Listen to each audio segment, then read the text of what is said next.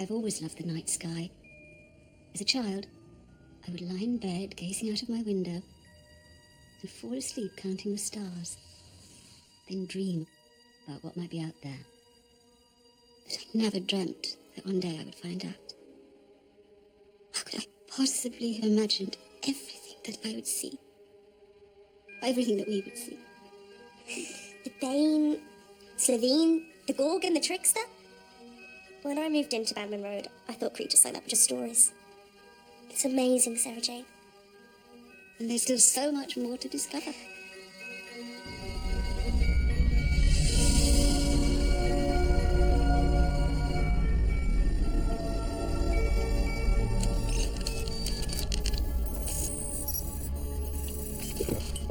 All right, we'll be coming up on Rigel Beta 5 in 30 seconds.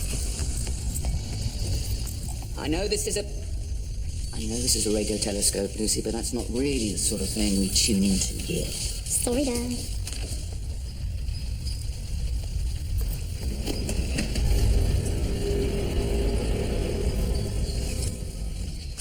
This is our kind of show. It's beautiful. Your mother wants you to go into chemistry. You see sights like that down the end of a microscope? No. You tell her for me next time you see her, your veins run with starlight. You're going to be an astronomer. She says chemistry is hands-on. Astronomy's just I spy. Well, chemists smell of formaldehyde. Astronomy is science gone rock and roll. Well, something's definitely got all shook up on Rigel Beta 5. I've never seen anything like this before. Cyclic wave pattern. It's intelligent.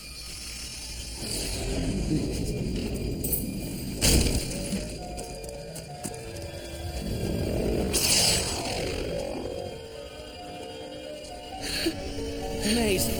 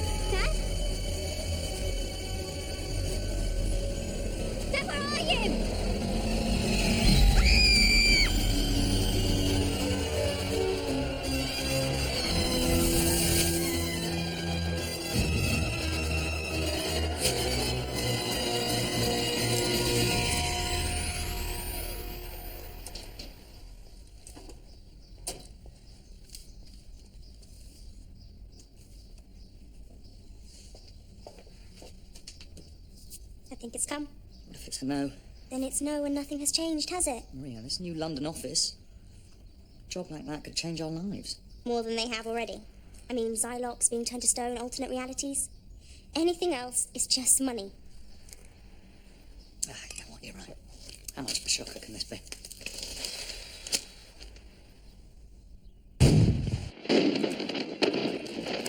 You're done for, Bunny. No, Monsieur le Duc.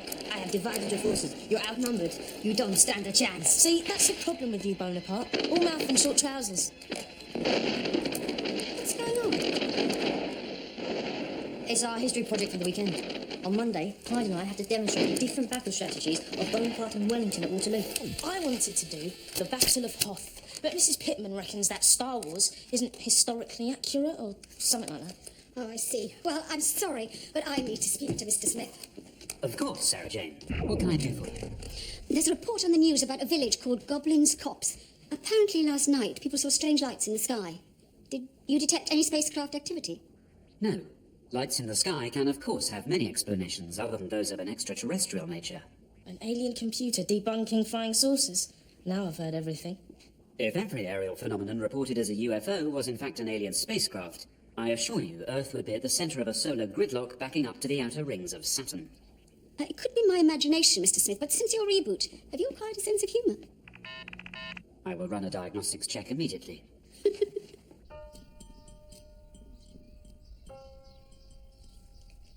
This is incredible. I know, but I said it would change our lives, but this would be so much more. Dad, it's fantastic. Are you sure? What are you asking me for? Because this isn't just a job offer, Maria. This can't just be up to me. This decision involves you, even your mum. And Sarah Jane, Luke, Clyde. All of it will be over. I thought Mr. Smith said there was no alien connection to the lights last night. He did. But the Tycho Project radio telescope is based at Goblin's Copse. Mr. Smith is bright, but he doesn't have a journalist's nose for a story. What's going on? Strange lights in the sky, a creepy-sounding village, and a radio telescope. Fancy a ride into the country? Better catch it while I can.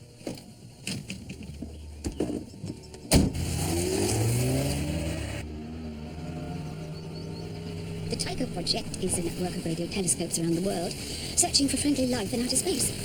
This one was converted from a Cold War listening station. Impressive. So instead of listening to the Russians, it's listening out for aliens. So how come they've never spotted any when we've got aliens bent on invasion coming out of our ears? Space is a big place, Clyde. All the radio telescopes in the world couldn't monitor all of it.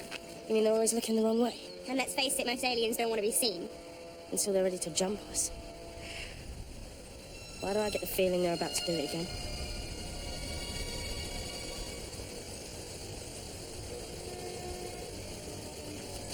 Come on.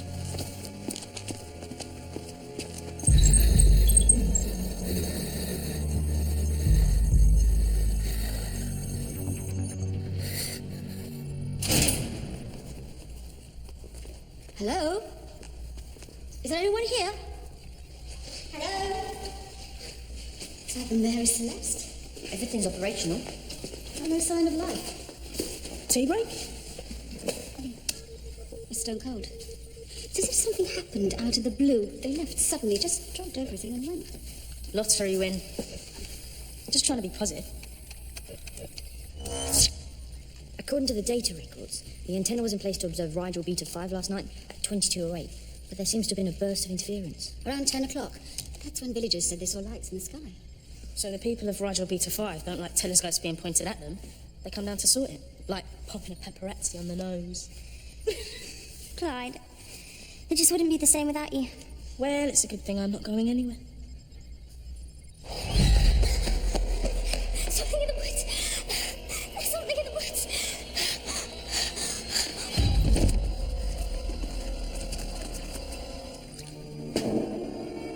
Here, drink some of this. Thank you. You're welcome. Have you seen my dad? No, the place was empty when we got here. My name is Sarah Jane Smith. I'm a journalist. Who are you? Lucy. My dad is Professor Nicholas Skinner. He runs the observatory. Last night, there were lights in the sky circling the telescope. We went after them into the woods, but I lost him and... something in the woods. It chased me. I fell, hit my head. Dad, maybe it's got him. Calm down, it's all right. What did you see in the woods? I couldn't see it. It's like it was there, and it wasn't. Like it was invisible. It's got my dad. It must have. Look, don't worry, okay? We'll go and find him. It'll be all right. Come on. Just a minute. No one is going into those woods until I know what we're dealing with. I think Clyde wants to impress Lucy. Actually, our old man might be hurt out there. All right, Clyde. You have a look around the observatory buildings, but don't go into the woods. Received and understood.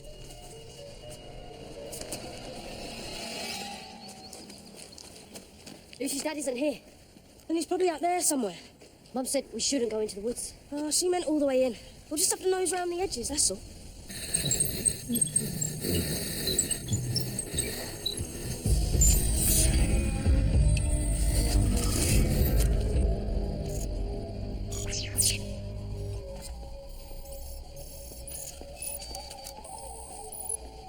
Lucy's sleeping. Exhausted, I expect. Should we ring the police about her dad? I'd like to think this is something the police could handle. My instincts tell me it isn't. They also tell me there's something you want to tell me. My dad's been offered a new job. In America. America? Yeah, he applied for this place in London, then out of the blue they offered him a job at the head office in Washington. Well, that's excellent news.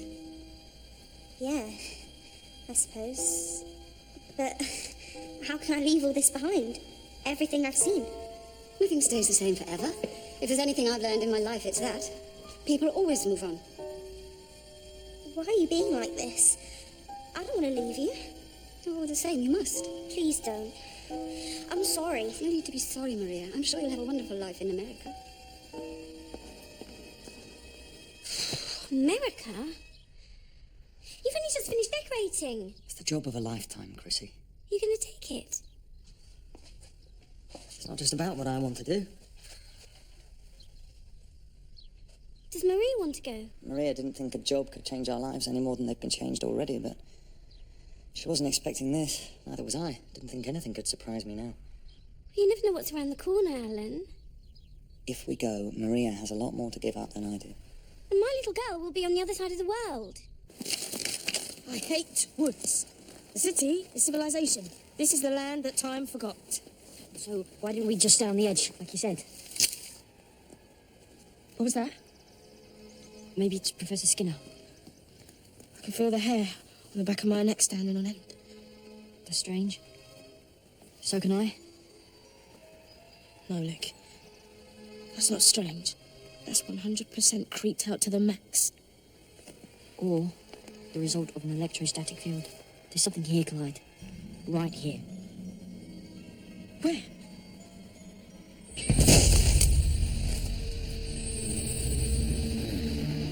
There. Maybe it can't see us. No, Clyde. I think it sees us. So why isn't it coming off? I think it's studying us.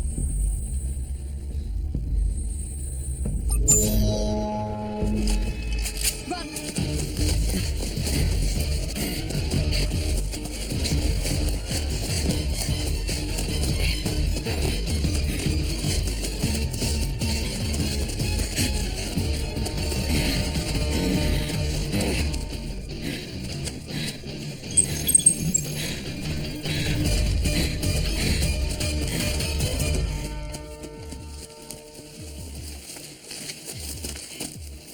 Come on.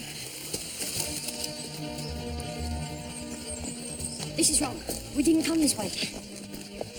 We follow that. It's bound to lead to the road. Come on. What was that? I can feel the hair on the back of my neck again. There's something here that's cloaked.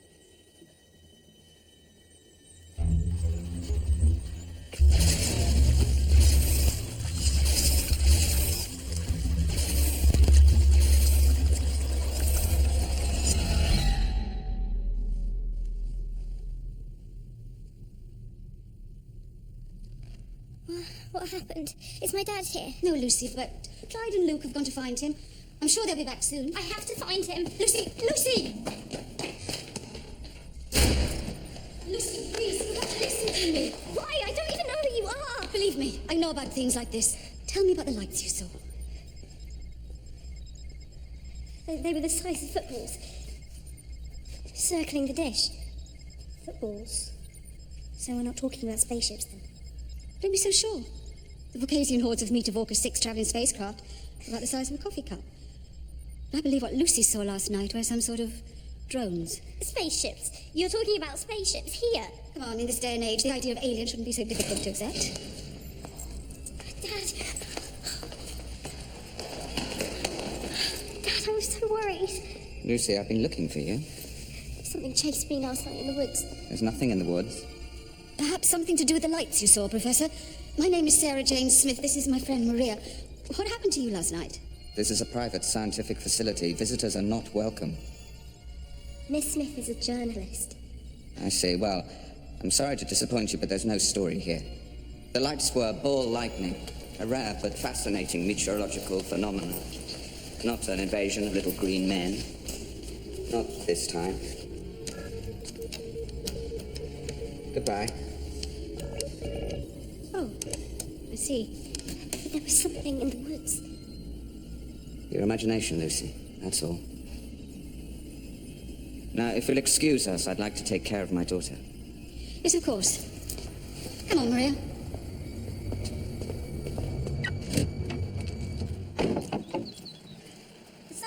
with Sarah Jane? Yes, his body language was all wrong. He didn't look like a worried father who's been out hunting for his missing daughter. In fact, he didn't act like a father at all. It's Luke.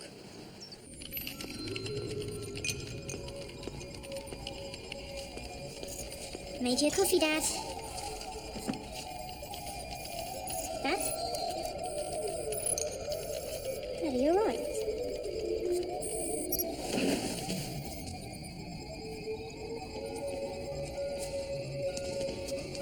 Dad?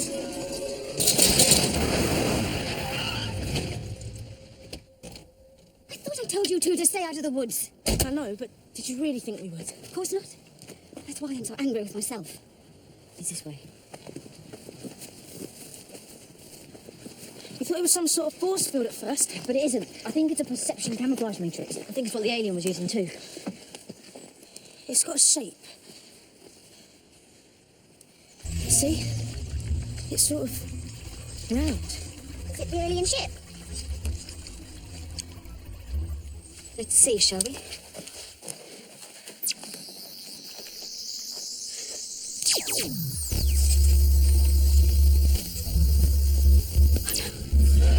It can't be. What is it? We have to get out of here right now. Back to the car, quickly. What is it, Sarah Jane? This is too big for us. We can't handle this. I have to contact UNIT. You never wanted to call in unit before? You don't like the military. That is a Sontaran space pod. I've seen one twice before. And I prayed that I would never see another, never on Earth. The Sontarans are brutal killers. If there are Sontarans here, then we are in trouble, very big trouble. They only ever have one thing on their minds: conquest.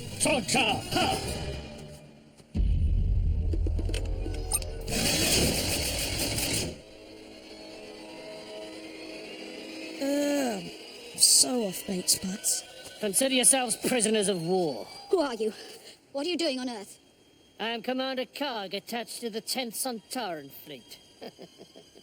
Karg the Slayer. Soon to be Karg the Avenger. Karg the Destroyer. Sounds like Karg, who watches too many Conan DVDs to me. Clyde, be quiet. I take it you're responsible for the lights last night? Simple devices to draw the primitives out of the radio telescope. You're my prisoners. Move! Look! Unit! By the might of Sontar! Resistance will be crushed!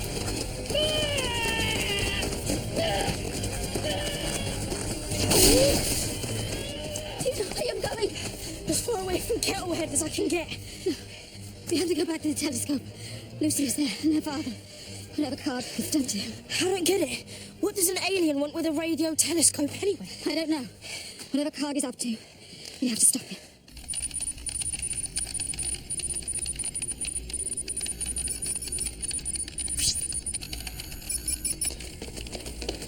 Professor Skinner? Professor Skinner? Whoa, what is that? Some sort of neural control implant, I imagine. I always thought the Sontarans used hypnosis to control their drones. What, is he dangerous? Probably not as long as we let him get on with what he's doing.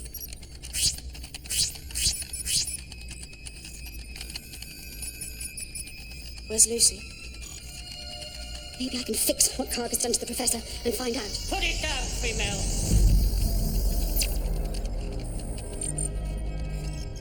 How do you know Mum will be here? Lucy, she would have wanted to be sure she was safe. Besides, this place is right in the middle of whatever Karg is up to.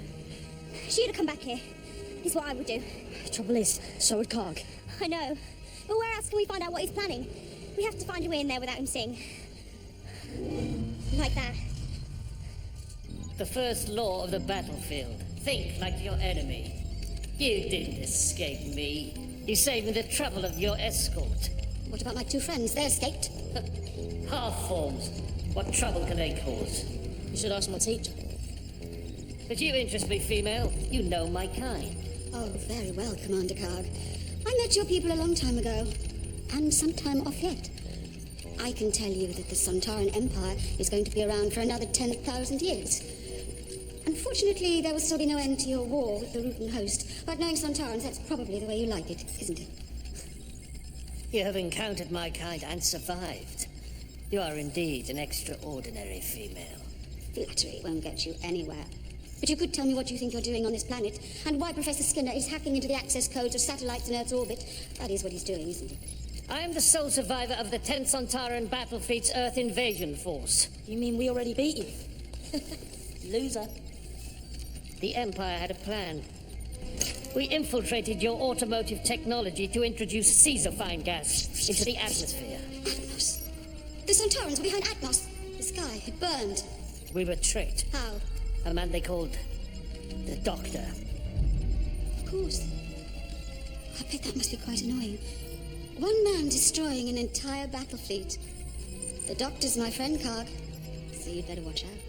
No, it is you who are in peril. I should take you back to Sontar to pay for his crimes. For what he has done to me. The Doctor did that to you. I was being dispatched to Earth from the battle fleet when he destroyed the mothership.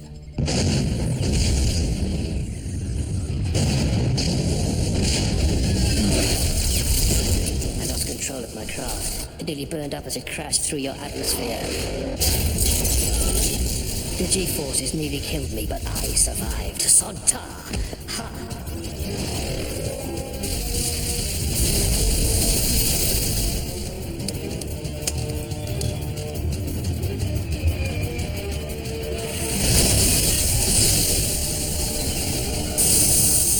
I was injured. Alone. My fellow warriors, the entire battle force, destroyed. The lone survivor of a shame campaign. Defeated by a single man without so much as a weapon in his hand. But I'm a commander in the Special Assault Squad, trained to operate behind enemy lines. And as long as I have breath, I am undefeated. I moved my craft away from human eyes as I repaired it. And I laid my plans for the revenge of the Sontaran Empire. Here! I have all the weaponry I need to render your miserable planet a cinder floating in space. They're dropping satellites out of the sky. Hold on. Satellites come crashing down all the time. We get it on the news, but it's no big deal. They drop into the sea or they burn up. We guide them into the sea, Clyde. I think Karg is planning something much more dramatic. My scans detect more than 3,000 satellites orbiting your planet.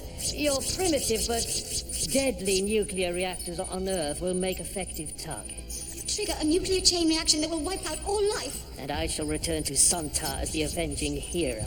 My name shall be purged of the shame of defeat. It will echo through the halls of the fallen and the brave. Sontar! Ha! When does this happen?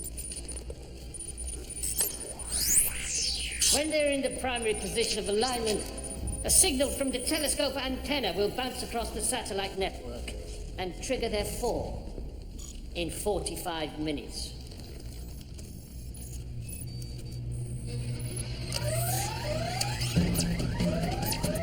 Forget it, mate. It's not gonna happen. You've seen off all sorts of aliens. No way is Earth gonna go down to the bait spud from outer space. Your defiance is good. Half-form. We have to do something. Our battle intelligence on semi-developed organisms is incomplete. The countdown will give me time to expand it with the experiments I shall perform on you.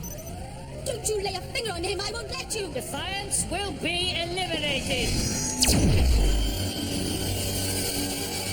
14 minutes, Clyde. Dad, you have to help us. Alan, what's going on? Intruders on my ship. My dad's got a job in America. Are you going with him? I'll crush you with my bare hands, bite-sized!